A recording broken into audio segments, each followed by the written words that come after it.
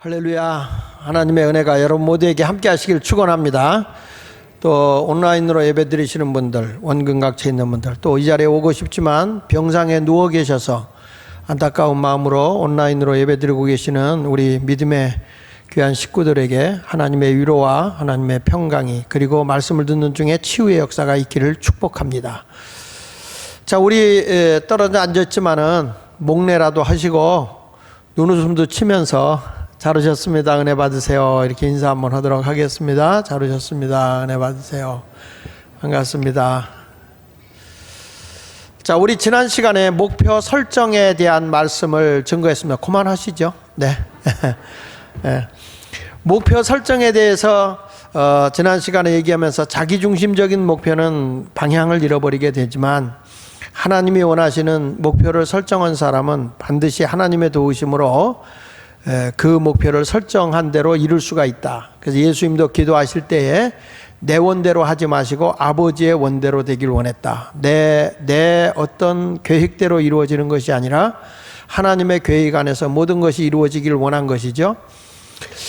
그래서 오늘 두 번째로 실질적으로 우리가 목표 설정을 어떻게 해야 할 것인가 하는 내용을 살펴보면서 목표 설정이라고 하는 제목의 말씀을 증거하도록 하겠습니다. 10여 년 전에 일본의 그 경제가 자꾸 하향하게 되고 미국이 잃어버린 10년을 갖게 된 원인이 무엇이냐, 이렇게 이야기하는 그 내용에 분석한 걸 보면, 일본의 문제는 젊은 사람들의 도전의식을 상실한 것이다, 그렇게 말을 했습니다. 도전의식을 상실했기 때문에 그 예로 기업의 사원들에게 출장을, 해외 발령을 내게 되면 80~90%가 거절을 한답니다. 그리고 해외 유학을 가라 그래도 거절하게 되고, 청년들이 부모 곁에 떠나서 열심히 살아라 그래도 부모의 그 도움을 잊고 살아가는 것이 안정적이라 생각해서 부모 곁을 떠나지 않는 캥거루족, 이런 족이 굉장히 많이 나타난다는 거죠. 한마디로 얘기하면 그냥 안전성 있게 편안하게 살고 싶어 하는 그런 모습이 일본을 잃어버린 10년을 갖게 했다, 이런 분석을 했습니다. 근데 안타깝게도 우리 대한민국에도, 우리 한국에도 똑같이 지금 그런 모습이 나타나고 있죠. 요즘 젊은이들이 쓰는 단어들을 보면, 우리 옛날에 보면 너의 비전이 뭐냐, 너의 꿈이 뭐냐, 목표가 뭐냐, 내가 무엇에 도전하고 싶냐, 이런 좀 의욕적이고 어떤 그 열정 있는 단어들이 옛날에는 많았어요. 근데 요즘에는 그런 것들이 없어지고 편안한 기업에 가고 싶은 거예요. 대우받으면서 편안한데. 그래서 대기업에는 사람이 몰려들어도 중소기업에는 사람이 없어도 자리가 있어도 안 간다는 거예요. 힘들다고. 그리고 요즘에 젊은이들이 주로 쓰는 건, 너는 스펙을 싸면 누군가 써줄 거다, 그래서 스펙을 싸라. 또는 너 우리가 좀 쉬고 휴가 가는 것이 낫지 않겠냐, 이런 식으로 나름대로 자기들이 자기 안정을 누리려고 하는 단어들이 대세를 이루고 있다고 말하고 있습니다. 더 충격적인 것은 우리나라의 초등학생들에게 조사를 해봤다는 겁니다. 장래의 희망이 뭐냐, 이렇게 물어봤는데, 저희 때만 해도 어렸을 때 보면 너 이 다음에 뭐 될 거야, 이렇게 물어보면 대통령 될 거야, 장군 될 거야, 이런 꿈들을 가졌거든요. 근데 요즘 아이들에게, 초등학생한테 물어봤대요. 너 장래의 희망이 뭐냐 그랬더니 깜짝 놀라는 것은 건물주인이 되는 거다. 요즘에 부동산 대세가 이루다 보니까 건물 하나, 부모님들이 그러나 봐요. 건물 하나 가졌으면 원이 없겠네. 건물 가지고 세나 받아 먹고 살았으면 좋겠네. 이런 것이 아마 아이들에게 세뇌가 됐나 보죠. 그래서 아이들이 건물주인이 되는 거고, 두 번째는 뭐냐 했더니 공무원 되는 거. 여러분, 나라가 발전하려고 하면 창업적이고 일하는 사람들이 많아져야지, 공무원들처럼 안정적인 나라는 발전이 없습니다. 공무원이 많은 나라는 불행한 거예요. 근데 지금 우리나라는 일자리가 안 생기니까 자꾸 공무원 많이 뽑아서 일자리를 만들려고 하는데, 이게 사실은 국가의 부담이 되는 거죠. 그리고 세 번째는 뭐냐 그랬더니 연예인이에요. 연예인 되는 것. 요즘 아이들의 소원이. 그래서 아이들의 제일 많이 나오는 게 건물주인 되는 거, 그 다음에 공무원이 되는 거, 그 다음에 연예인이 되는 거. 이게 초등학교에서 나온 이야기라는 거예요. 그러니까 미래적인 어떤 의욕이 없기 때문에 그런 거죠. 제가 어저께도 우리 그 평신도 지도자들 모였을 때 얘기를 했는데, 그 미우라 아츠시라가 쓴 하류 사회라는 그런 책이 있는데, 그 하류 사회라는 책에서 보면 사람이 살아갈수록 더 이렇게 상류층이 되어져야 되고 의욕의 삶이 있어야 되는데, 점점 사람들이 살아가는 것이 하류 삶으로 내려간다는 거예요. 중산층에 있던 사람이 상류층에 있던 사람들이 점점 못 사는 대로 내려가게 된다는 거죠. 그 이유가 왜 그러냐 그랬더니 그 세 가지로 얘기했더라고요. 요즘에 이제 젊은 사람들이 많이 쓰는 직업 가운데 프리터라는 단어를 쓰는데, 프리터, 프리 앤드 프리 더하기 그게 뭐냐면 아르바이트. 이 단어가 합쳐서 프리터예요. 그러니까 사람이 이 땅에 살아가면서 뭐냐, 내가 내 시간을 갖기 위해서 난 그 요즘에 그 사람들이 할 때 그 자기가 그 아르바이트도 뭐 직장이 안 돼서 하는 거야. 문제가 뭐 있겠어요. 그런데 의도적으로 좋은 직장에서도 자기는 내 시간을 갖기 위해서 아르바이트 한다. 그렇게 얘기를 한다는 거예요. 요즘 사람들이. 그러다 보니까 그렇지 않으면 시간을 해도 파트타임으로, 그러니까 전염에 매달려서 열심히 하는 것보다 난 파트타임 하겠습니다. 이런 식으로 사람들이 바뀐다는 거죠. 그 요즘에 직업도 집에서 혼자서 막 하는 걸 좋아하잖아요. 프리랜서라고 얘기하잖아요. 프리랜서. 그러니까 이런 것들이 요즘 시대 애들이란 거죠. 그러니까 회사를 운영하고 뭐 해서 사람을 안정되게 사람을 쓰려고 그래도 그 쓰기가 어려운 시대가 되어가고 있기 때문에 자연적으로 사회가 경제가 발전하기보다는 뒤로 물러설 수밖에 없는 구조다, 이렇게 말합니다. 그 다음에 두 번째로는 니트족이 있다는 거예요. 이게 뭐냐면 not in education 또는 training. 이것은 이런 거예요. 요즘에는 교육도 싫고, 나는 교육도 싫고, 그리고 나는 직업 갖기도 싫고, 나는 어떤 훈련 받고도 싶지 않다.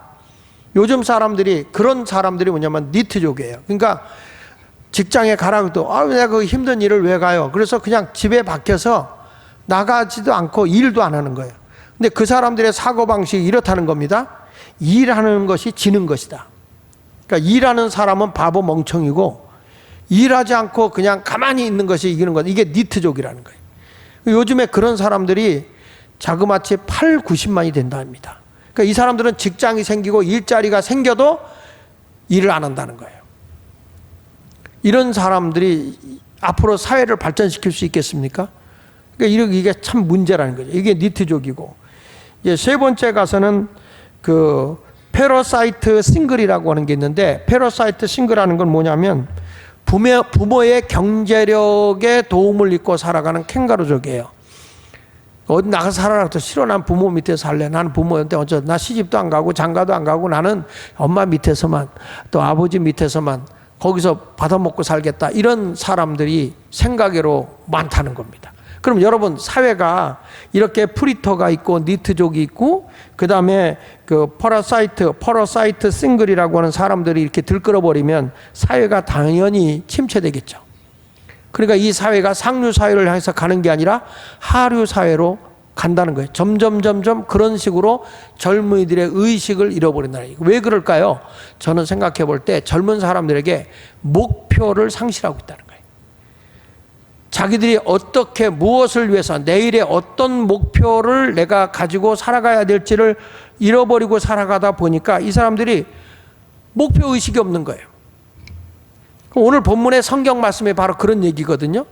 하나님께서 저들에게 귀한 그 목표를 줬어요.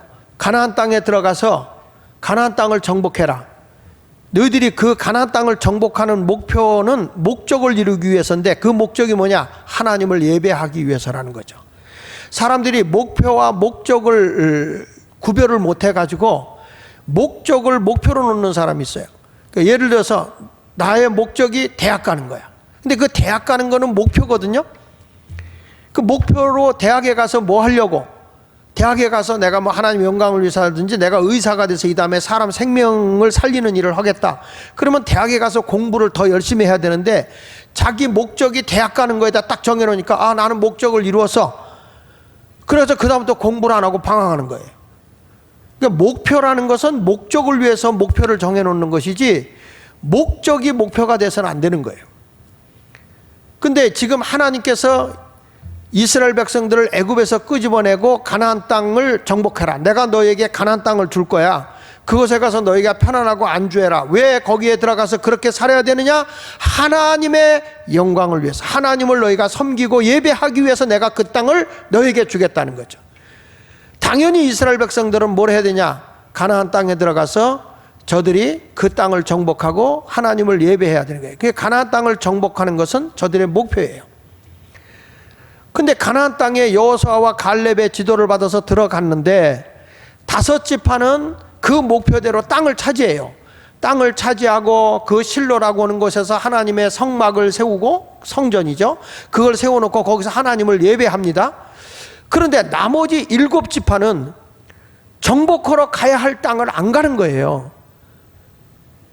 왜냐? 난 여기가 편안하다는 거예요.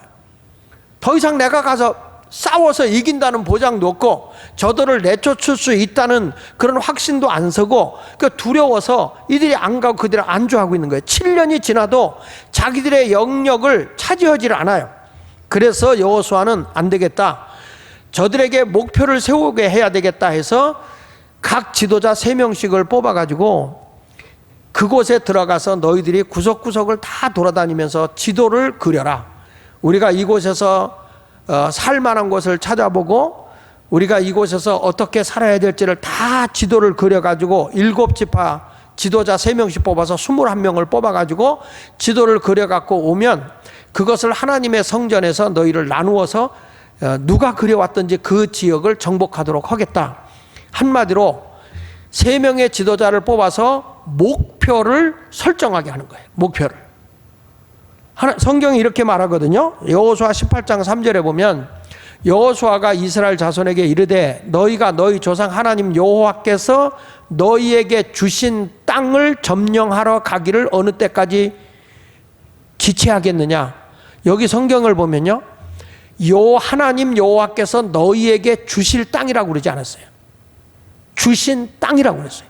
이미 하나님이 너희에게 이 땅을 다 내줬다는 거예요. 그러니까 가서 너희가 정복하면 되는데 왜 안 가냐는 거예요. 왜 지체하냐는 거죠. 부모님이 집을 사서 세를 줬었어요. 근데 부모님이 뭐라 그러냐면, 자, 이거 네가 가서 이거 다 그 사람들 내보내고 네가 살면 된다. 부모님이 그렇게 했어요. 그러면 그건 이미 주어진 거 아닙니까? 그 집은 부모님이 준 거 아니에요? 근데 그 세 사는 사람이 무섭다고 안 가요? 그냥 그 사람 줄 거예요? 지금 그와 똑같은 거예요. 목표를 상실해버린 거예요. 이걸 내 것이다, 내가 소유하면 되는데 7지파가 움직이질 않고 가만히 있는 거죠. 그래서 저들에게 목표 설정을 하기 위해서 지도자 각 지파에서 3명씩 뽑아서 21명을 가지고 가서 지도를 그려라. 그 지도를 그리면 뭘 하려고 하는 겁니까? 거기다 목표를 설정하고 그 목표를 너희가 살만한 것에 집중하게 되면 다 데리고, 야, 우리가 가서 지도 그렸는데 거기 참 살만하더라, 거기 괜찮더라, 우리 그걸 가지고 가자. 이렇게 목표를 설정하고 가면 되는데 사람들이 그걸 움직이질 않는 거죠. 유명한 데카르트가 그런 얘기했어요. 실존주의 철학자인 데카르트가 이런 말을 했습니다. 믿어라. 당신의 인생은 당신이 생각하고 그린 대로 이루어진다. 내가 믿어야 된다. 너를 믿어라. 뭘 믿느냐?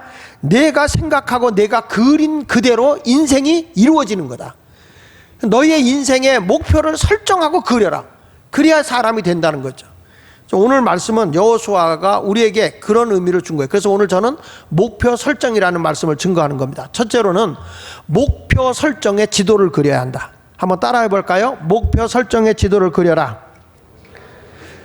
자, 보십시오. 18장 4절에 보면, 여호수아 18장 4절 오늘 말씀에 보면 너희는 각 지파에서 3사람씩 선정하라. 이건 뭐죠? 그 지파의 지도자 3명을 뽑으라는 거예요.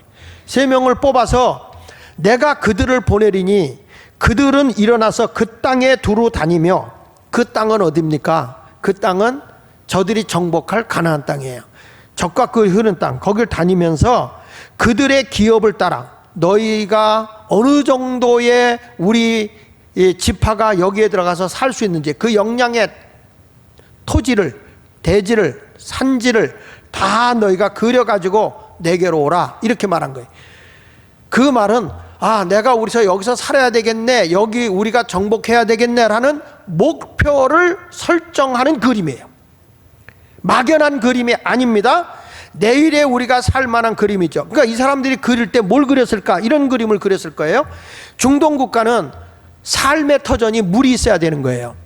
그래서 샘을 찾아야 돼. 그러니까 우리가 살 곳은 샘이 몇 군데 있고 물이 어떻게 흐르고 있고, 그 물이 흐르는 곳에는 거기에 땅이 이것이 옥토가 있고, 농사질 만한 곳이 어디 있고, 여기 목축업을 할 수 있는 곳이 어디 있다, 산지가 어떻다, 그리고 계곡이 어떻고, 그리고 적이 왔을 때 안전하게 보호하고 마을을 꾸밀 수 있는 데가 어디고, 이런 것들을 자세하게 그렸을 거라고요.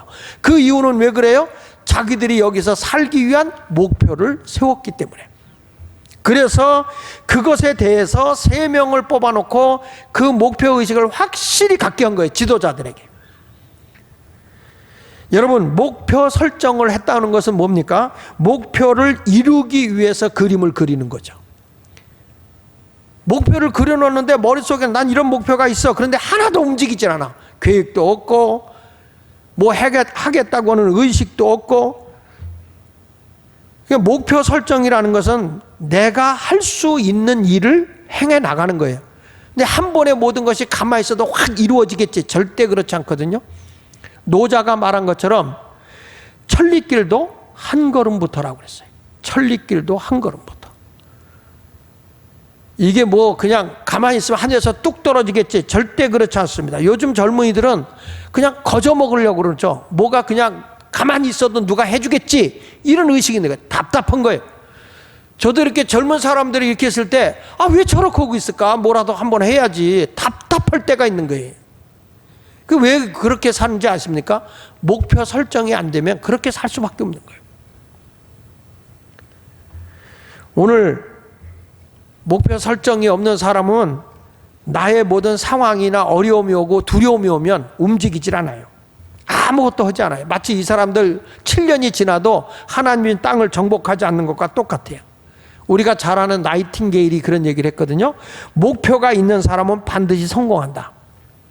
왜냐하면 그들은 항상 자신이 어디로 가는지 알고 있기 때문이다. 그러니까 목표를 가진 사람은 성공한다는 거예요. 성공하는 이유는 자신이 지금 어디로 가고 있는지, 내가 어느 분야까지 왔는지를 알고 있다는 거예요. 그걸 모르고 사니까 뭐가 뭔지 모르는 거죠. 내가 지금 하나하나 일을 추구하고 있는 이 목표가 나의 꿈꾸는 미래와 관계가 되어 있어야 되거든요. 그 미래와 관계가 없으면 어떤 일도 이루어질 수가 없는 거예요. 그래 보십시오. 여기 여호수아 18장 6절에 이렇게 말해요. 그 땅을 7부문으로 그려서 이곳으로 내게로 가져오라. 그러면 내가 여기가 어디냐면 여기가 하나님의 성전이 있는 실로예요. 실로에 하나님의 성막을 지어놨거든요. 근데 여기서 너희가 이것을 나누겠다 이렇게 말씀해요. 이건 무슨 얘기냐면 너의 목표 플러스 하나님의 도우심이에요. 하나님의 도우심이 없는 목표는 두려워서 주저앉아요. 못해요. 다윗이 골리앗과 싸우러 갈 때에 다른 사람들은 너무 거구이기 때문에 무서워서 못 가겠다는 거예요. 두려워서 난 못하겠다는 거예요. 난 실력도 없고 아무것도 없으니까 못해. 그래서 다들 두려워 떨어요. 그런데 다윗은 어린 나이로 골리앗하고 싸우러 가요. 어린아이입니다. 무기도 없어요. 100명이면 100명이 다 다윗이 진다고 그래요. 근데 다윗은 이 나라는 하나님이 세워준 나라라는 거예요. 하나님이 보호하는 나라라는 거예요. 저를 능히 싸워 이길 수 있다는 거예요. 내가 가지고 있는 목표 플러스 하나님이에요. 그러면 하나님이 도와줘. 그래서 다윗은 그렇게 외칩니다. 너는 창과 검을 의지하고 나오지만 나는 내가 조롱하는 만군의 여호와 이름으로 나가노라.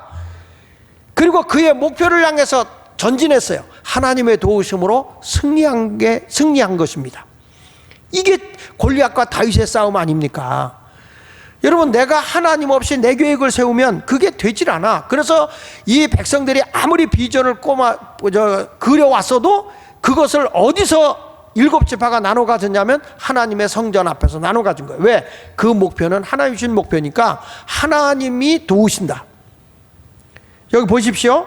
8절에 그렇게 말합니다. 8절에 그 사람들이 일어나 떠나서 여호와 수아가 그 땅을 그리러 가는 사람들에게 명령하이르되 그 땅으로 두루다니며, 그냥 가만히 앉아 그리지 말고 다 살펴보라는 거예요. 구석구석 다 살펴봐라. 그것을 그려가지고 내게로 돌아오라. 그러면서 내가 여기가 어디예요? 실로의 여호와 앞에서. 실로라고 하는 것은 하나님의 교회가 세워진 곳이에요. 성막이 세워진 곳. 그러니까 실로의 여호와 앞에서 너희를 위하여 제비 뽑으리라. 이것은 뭐죠?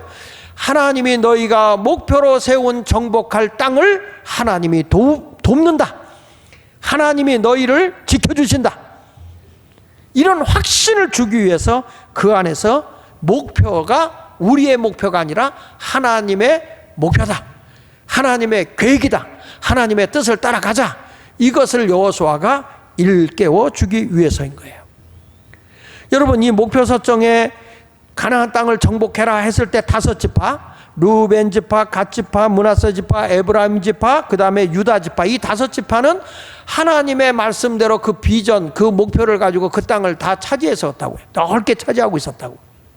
근데 움직이지 않은 7지파는 베냐민 지파, 시므온 지파, 스불론 지파, 이사갈 지파, 납달리 지파, 아셀 지파, 단 지파. 7지파는 두려워서 움직이질 않는 거예요. 우리로 말하면 뭐 긴씨 집안, 박씨 집안 뭐 이렇게 보면 돼.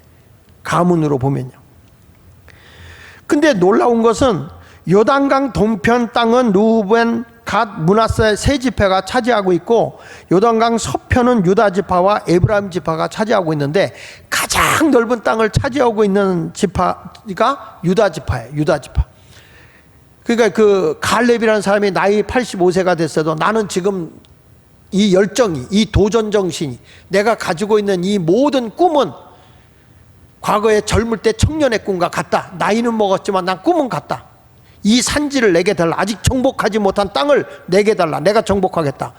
그래서 그 넓은 땅을 차지한 게 유다 지파인데 거기에 누가 있냐? 하나님의 큰 목표를 가지고 전진해 나가고 있는 갈렙이라는 지도자가 있었던 거죠.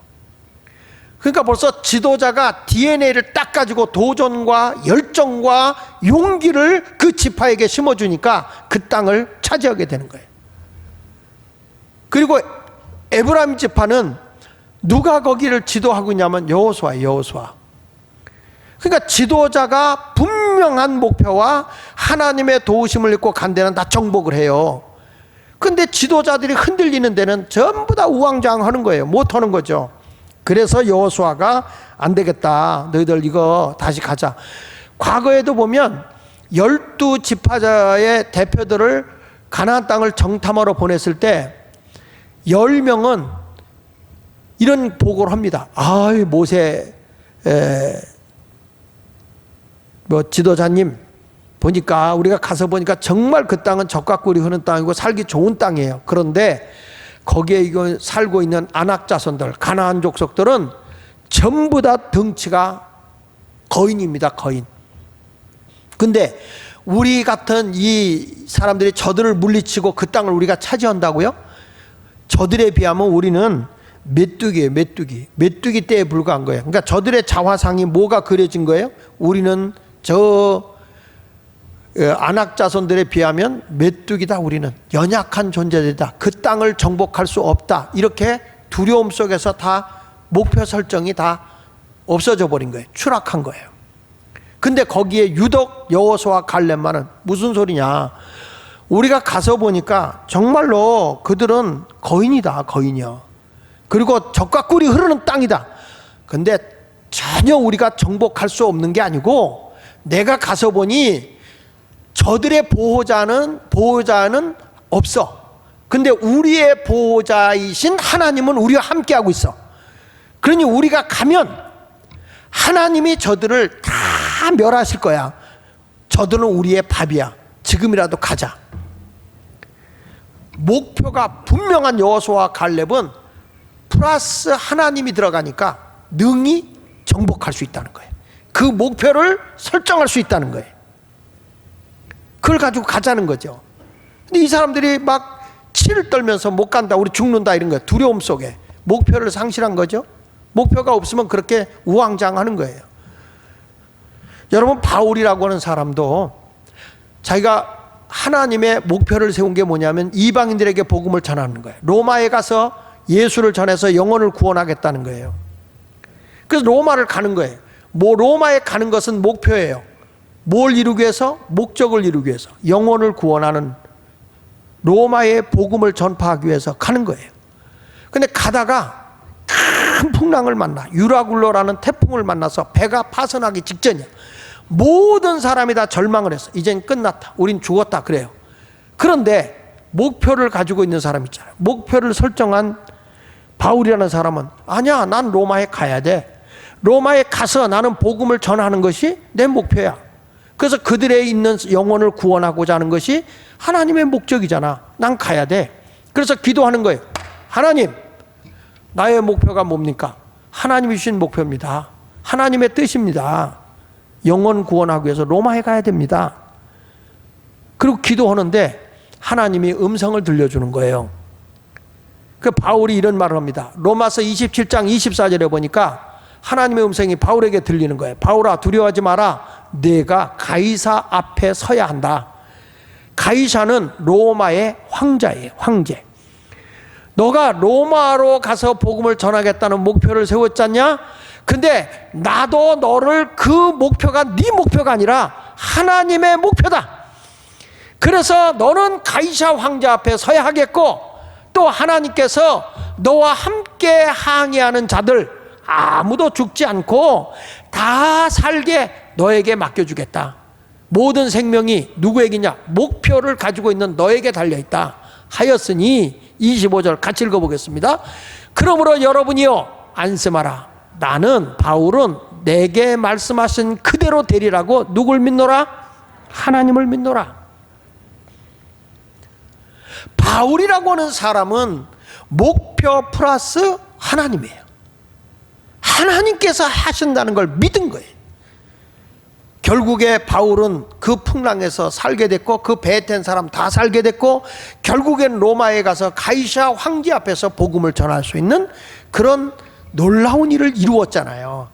목표를 가진 사람은 이렇게 담대하게 비굴하지 않고 전진할 수 있는 거예요. 하나님의 약속을 굳게 믿고 앞으로 전진해 갈 수 있는 여러분이 되시길 바랍니다. 지금 여러분이 경제적인 문제가 있든지, 아니면 나에게 사람의 문제가 있든지, 어떤 사건이나 환경의 문제가 있다 할지라도 그런 환경 때문에 내 목표를 설정해 놓은 것을 잃어버려서는 안 된다는 거예요. 그게 흔들려서는 안 되는 거예요.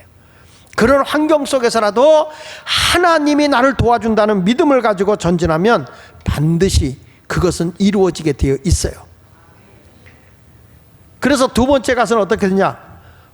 내가 이런 목표를 설정하는데 목표 설정을 함께 계획하고, 그리고 그 목표 설정한 것을 나눠야 이룰 수가 있어요. 그래서 여기 목표 설정을 함께 계획하고 나눔으로 성취가 되는 겁니다.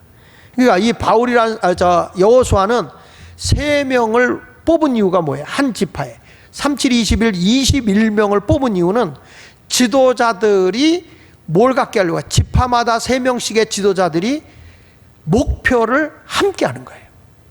그걸 위해서 3명이 가서 지도를 그린 거라고요. 근데 보십시오. 9절 10절에 보면, 여호수아 18장 9절 10절, 그 사람들이 가서, 지도자들이죠, 21명이 가서 그 땅으로 두루다니며 성읍을 따라서 7부분으로 책에 그려서 실로 진영에 돌아와 하나님이 임재하고 있는 회막 앞으로 와서 여호수아에게 나아오니 그랬어요. 그림을 그려갖고 왔어요. 이 21명이. 여호수아가 그들을 위하여 실로의 여호와 앞에서, 그렇죠? 하나님의 제단에 있는 하나님이 임재하고 계신 그 앞에서 제비를 뽑고, 그가 거기서 이스라엘 자손의 분파대로, 각 지파대로 그 땅을 분배했어요. 그린 것은 다 달라도 목표는 같았어요. 그래서 서로 나눠서 가져서, 우리가 차지해야 할 땅은 여기네. 목표를 설정한 사람 각 지파에 3명 있어요. 그리고 이것을 제비를 뽑고 나서는 그 지파의 모든 사람에게 다 알린 거죠. 우리가 차지할 땅은 여기다. 우리 함께 가자. 그래서 그 목표를 나눈 거예요. 그래서 나중에 가서 보면 그 땅을 다 정복하게 됩니다. 이것이 목표 설정이라는 거죠. 대부분의 사람들은 자기의 목표를 그려놓고 두려워서 한 발짝도 앞으로 전진하지 못합니다. 제가 수시로 말씀하는 거지만, 난 안 돼요, 못해요, 할 수 없어요 라고 부정적인 언어를 쓰는 순간에 여러분은 그 자리에 딱 멈춰버린 겁니다. 내 인생은 한 발짝도 앞으로 갈 수가 없어요. 힘들어도 해보겠습니다. 한 발짝을 내디딜 때 그것이 이루어 나가는 것이지, 안 돼, 못해, 그건 할 수 없는 일이야 하는 순간 여러분은 멈춰서 버리고 마는 거예요. 시대가 이러니까 우리는 이렇게 가야지 아니라는 거예요. 나는 우리 교회가 거룩한, 성령의 메인 거룩한 교회 더 세상 속으로 오면서 4가지 목표를 딱 정했어요. 선교, 교육, 그 다음에 치유, 그 다음에 문화예요. 이 일을 이루기 위해서는, 그 목표를 이루기 위해서 사람에 필요한 사람들을 찾아야 돼. 그래서 어떤 목표를 세우려고 하면 제일 중요한 것이 목표를 이루기 위한 인맥 지도를 그려야 된다는 거예요. 인맥, 사람을 찾아야 되는 거예요. 자, 우리가 선교하는데 어떤 사람이 이 선교에 탤런트가 있지, 이런 비전을 가지고 갈 수 있지, 거기서 지도자 3명을 찾는 거죠. 자, 우리가 치유사역 그러는데 누가 치유사역, 예언사역 이런 걸 잘하지? 누가 그걸 잘할 수 있지? 신앙이 견고하고 잘 쓴 사람이 누구지? 그래서 그런 사역자를 찾아내는 거죠. 문화사역하면 문화사역도 마찬가지. 이번에 보면 사부예배 하는 문화사역부에서 부활절을 준비하면서 우리가 이렇게 합시다 하다 보니까 영어 예배에 담당하고 있는 디자이너가 있는데, 그분이 이런 아이디어를 내고 서로 해가지고 사람을 찾아가지고 이제 4주 동안 우리가 실천하는 걸 만들어냈더라고요. 바로 그런 거예요. 어떤 비전, 어떤 목표를 세워놓으면 그 목표를 이룰 사람을 찾아야 되는 거예요. 인맥을 찾아야 되는 거예요. 혼자서 안 돼요. 여러분 보세요. 가족이 앉아서 목표를 설정하는 거예요. 자, 우리 아이들과 함께 목표를 해. 근데 우리 아이가 이런 얘기를 해요. 뭐라고 하는 거 아니? 엄마, 나는 이 다음에 선생님이 될 거야. 어떤 선생님이 될 건데? 난 이런 선생님이 될 거야. 그러면 걔 목표를 딱 정한 거예요. 흔들리지 않도록 부모님들이 그 목표를 나눴잖아요. 나눴잖아요, 지금. 그럼 뭘 해야 돼요? 그를 도와야 돼요. 같은 목표를 공유하고 그 사람이 그것을 이룰 수 있도록 도와줘야 이 아이가 그 길을 가는 거야.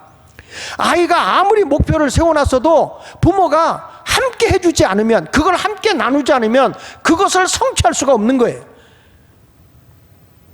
제가 어려서부터 같이 우리 교회 이 밴드 목회와 평신도 사역이죠. 평신도 공동체 목회, 그 다음에 이제 이런 성화 훈련하는 거, 라운드 테이블 우리 교회에서 하고 있는 거, 그런 것들 때문에 제가 이것을 어려서부터 초창기 때부터 잘 학생 시절부터 잘 배운 전도사님이 이제 심윤영 전도사님이야. 그래서 심윤영 전도사님한테, 전도사야, 난 앞으로 말이자 우리 교회에 하나님이 내게 주신 이 평신도 목회가, 이게 앞으로 우리 교회가 나갈 길만이 아니라 하나님의 한국교회 주신 것이고 이것이 한국을 변화시킬 것이라고 나는 확신하고 있다. 근데 이렇게 우리가 이 목표를 설정하고 이 비전을 바라보면서 나가지 않으면 내가 은퇴하는 순간에 이 밴드 목회라고 하는 이거는 죽어버린다. 없어져 버린다. 이것을 함께 너가 지금까지 주일학교 때부터 배워서 지금까지 커서 전도사가 되고 지금 이런 사역을 하고 있는데 이것을 배운 대로 한번 적용을 하자. 내가 너는 딱 무슨 말 하면 다 알아듣지 않냐. 그랬더니 네. 그럼 이걸 이렇게 해봐. 그때 착착착 만들어 오는 거예요. 아, 이제는 이런 사역을 우리 교역자들을 다시 공유해야 되겠다. 목표를 설정해서 그림을 그려야 되겠다. 예. 그런데 거기에 누가 돕느냐? 하나님이 도우시는 거죠. 우리 교회가 12마을이 있어요. 12개 마을에서 우리가 3명씩 이런 사역자를 뽑으면 36명이 나와요. 파트별로 다 해서 선교, 문화, 교육, 그 다음에 이 치유, 이 사역을 다 뽑아보면 이게 다 12명씩 해서 12개면 144명인 거예요. 333 해가지고 이렇게 움직여면 계속 이 사역을 공유하였죠. 그러니까 이것이 없으면 사람들이 안 해요. 아, 난 그거 못해요. 두려움이 있으면 안 돼. 하나님이 도와주시면 한다는 것이죠. 여러분, 메뚜기 자화상 가지고 어떻게 일을 합니까? 10명의 정탐꾼처럼 말입니다. 아, 우리는 그들에 비하면 메뚜기예요. 보세요. 민수기 13장 33절에 거기서 네피림 후손, 가나안 족속이죠. 안악자손의 거인들을 보았다는 거예요. 자이언트를 봤다는 거예요. 우리는 스스로 보기에도 메뚜기 같으니 그들이 보기에도 그와 같을 것입니다. 자기가 미리 단정하는 거예요. 우리가 보기에도 메뚜기라, 메뚜기. 저들이 보기에도 우리는 메뚜기다. 내가 보기에도 메뚜기니 저들이 보기에도 메뚜기 아닙니까? 그럼 우리가 어떻게 그 일을 합니까? 하나님의 뜻의 목표 설정을 잃어버리면 그런 두려움이 와서 아무것도 못하는 거예요. 그거 할 수 있겠어요? 그게 될 수 있겠어요? 제 아우 목사도 그런 얘기 할 때가 있어요. 야, 이런 목회가 가야 앞으로 미래가 있는 거야. 그냥 일반 대중적인 교회로 가면 교회가 희망이 없다. 그랬더니 아우가 하는 얘기가 재밌는 말을. 그건 형이나 되니까 하는 거예요. 그래요. 다 목사들이 다 달라. 그러니까 형이나 돼. 그래서 내가 그게 목표가 같이 설정 안 되면 못 하는 거예요. 하나님의 비전이 이루어져야 되는 거죠. 여러분, 하나님의 뜻, 거기에 내 목표 설정이 꼭 이루어진다면 하나님이 도와주실 줄 믿습니다. 그래서 주님이 자꾸 그리워라. 그리고 목표를 함께 할 사람을 모아라. 목표를 함께 할 사람 모아라. 그리고 그 목표가 딱 설정되면 선포해라. 선포해서 그대로 나가게. 이게 뭐냐면 공개 선언 효과라는 거예요. 이게 심리적인 말로 공개 선언 효과. 뭘 하면 되는 거죠. 예수마을교회가 이렇게 하고 나갑니다. 저는 이게 우리 교회 문제만이 아니거든요. 지금 변화가 일어나는 거거든요. 근데 어저께도 제가 우리 평신도 지도자들을 모여라 그랬는데 저는 깜짝 놀랐어요. 너무 교인들이 열심히 오신 거예요. 내가 그걸 보고 아, 우리 교회가 아직 살아있구나. 지도자들이 이렇게 모여서 움직이고 교육을 받고 이제 이런 공동체가 움직여진다면 앞으로 지역 변화도 일어날 거고, 여러분 목표 설정이 가정에서 일어난다면 우리 자녀들이 방황하지 않을 거예요. 저들의 목표 설정을 부모가 나누면서 함께 공유해 보라는 거예요. 하나, 우리 가정의 목표 설정. 그런데 그 목표 설정이 미래적인 거 있을 수 있어요. 그걸 이루기 위해서 이달에 어떤 목표를 정할 거냐, 2주일엔 어떤 목표를 설정할 거냐, 오늘은 어떤 목표를 설정하냐, 세부적으로 쪼개서 목표 설정을 하고 나가면 그 사람은 반드시 그 목적을 위해서 이룬다니까요. 세부적으로 우리는 그 사역을 감당해 나가야 되는 것입니다. 먼저 이번 주간에 여러분들이 내가 이걸 함께 할 수 있는 인맥 지도 그리기, 인맥, 사람, 이거 함께 할 수 있는 사람 누구냐, 이런 목표를 가지고 있는 사람이 누구냐, 그 사람을 여호수아처럼 3명만 찾아보자. 그러면 내가 그걸 함께 공유한다. 이런 목표가 있는데 이것은 내 욕심이 아니다. 이거는 미래의 하나님의 나라를 위한 목표다. 저는 은퇴하고 나면 일이 더 많을 것 같아요. 저는. 왜? 하나님이 주신 분명한 목적이 있고 목표가 있기 때문에 그 일을 향해서 나가서 수많은 목회자들을 깨워야 되고 저들을 그 미래를 향해서 갈 수 있도록 해줘야 되겠다 이 말이에요. 이런 것들이 우리에게 꼭 나타나길 바라면서 성도 여러분, 그냥 우리 목장 모임이다 의미 없이 가지 말고 우리 목장에서 할 목표를 설정하십시오.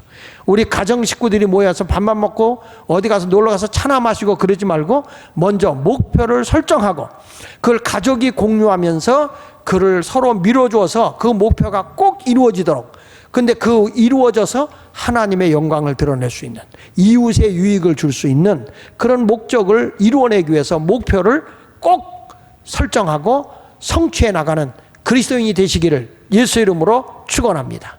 기도하겠습니다.